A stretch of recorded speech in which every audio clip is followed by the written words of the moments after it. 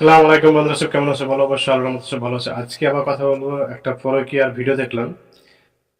পরকীয়া করতে গিয়ে সে হাতে নাতে ঘরের মধ্যে এসে ধরা পড়েছে।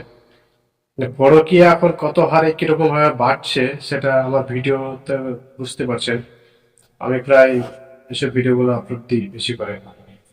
তো পরকীয়া করতে গিয়ে ধরা পড়ে গিয়ে কি অবস্থা, সে বাড়ি থেকে তার মেয়েদের যে বাড়ি গার্জেন বা তার মা, সে মেয়েটাকে উল্টোপাল্টা ভাবে কথা বলছে, প্লাস ছেলেটার বাবা মাকে ফোন করতে বলছে যাতে করে সে এখানে আসে, উপস্থিত হয় এবং এর একটা সলিউশন বার করে। তো পরকীয়া কিভাবে বাড়তে চলেছে অবশ্যই ভিডিওর মাধ্যমে দেখতে পাচ্ছেন, বা আমি স্ক্রিনে দিব, অবশ্যই দেখবে। তো এই পরকীয়া জিনিসটা এখন আসলে কতটা পর্যায়ে পৌঁছে গেছে, কতটা খারাপ পর্যায়ে পৌঁছে গেছে, অবশ্যই যারা করেছে এবং ধরা পড়েছে তারাই জানে জিনিসটা কি। তো আমি স্ক্রিনে দিচ্ছি, দেখুন।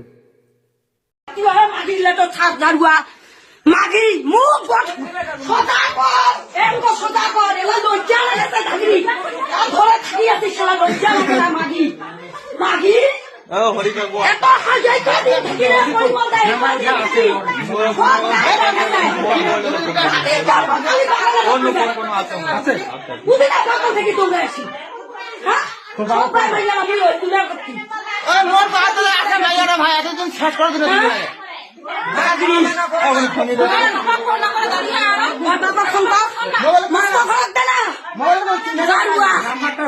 মোবাইল